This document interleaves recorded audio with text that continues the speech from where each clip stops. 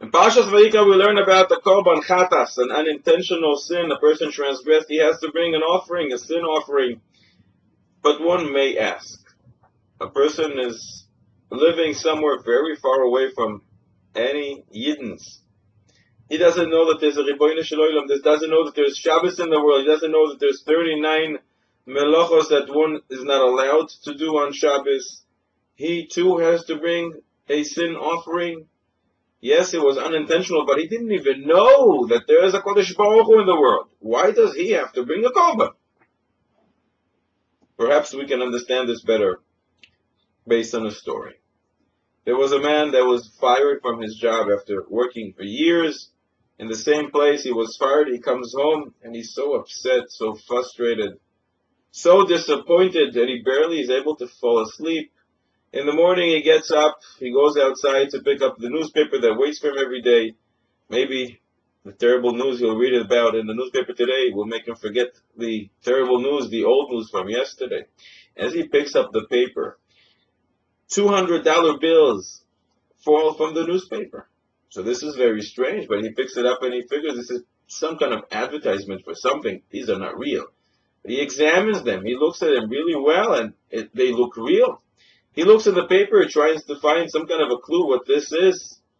He can't seem to find any clue. So he goes to the bank, and they say, these are real. These are yours. These are good, valid dollar bills. This guy is very happy. He just got $200. Goes back home, reads the paper, has his coffee, and starts his day.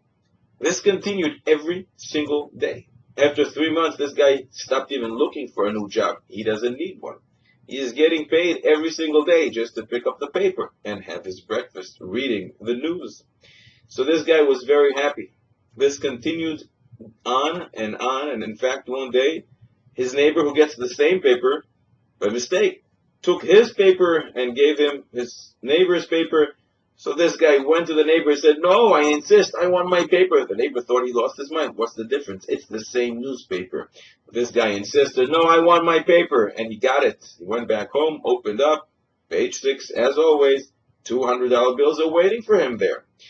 He was very happy. This went on for years. For 4 years. And people around started talking, what is up with this guy? What's going on? Where does he get his money? They never see him leaving the house going to work, yet he lives very comfortable. What's going on? This went on for years, but this guy wasn't bothered.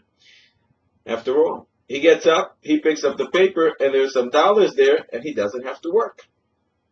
One day in the middle of the summer, 4 years later, he goes outside like he did every morning, bends down to pick up the paper, but suddenly there's a black shoe stepping on that newspaper. He looks up and there's a person there, and he wanted to tell him, this is chutzpah what you're doing. Take your leg off my newspaper. But the guy told him, and what about thank you?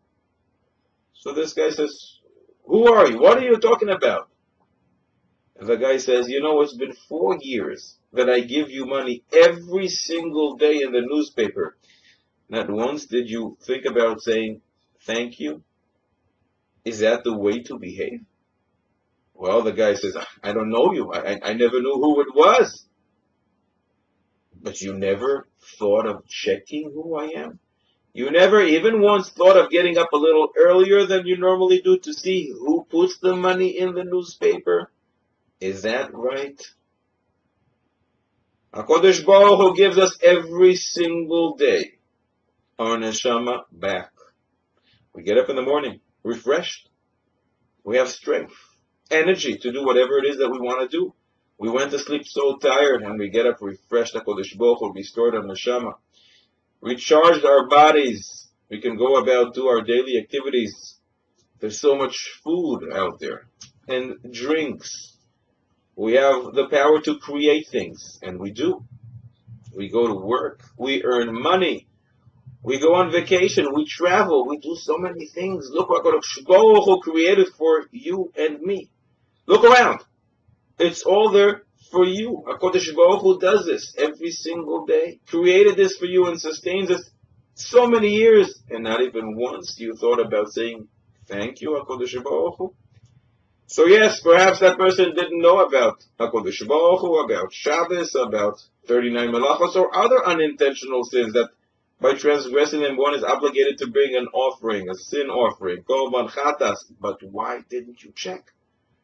Why is it that even once you didn't get up a little earlier to find out who is it that created all this for me, that gives me everything that I have?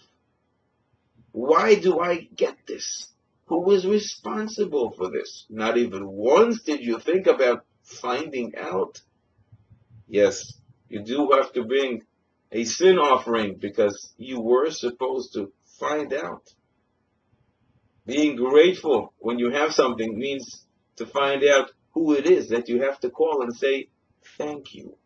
And if one doesn't do this, he is certainly obligated to bring a sin offering for not finding out who it is that he owes so much on a daily basis.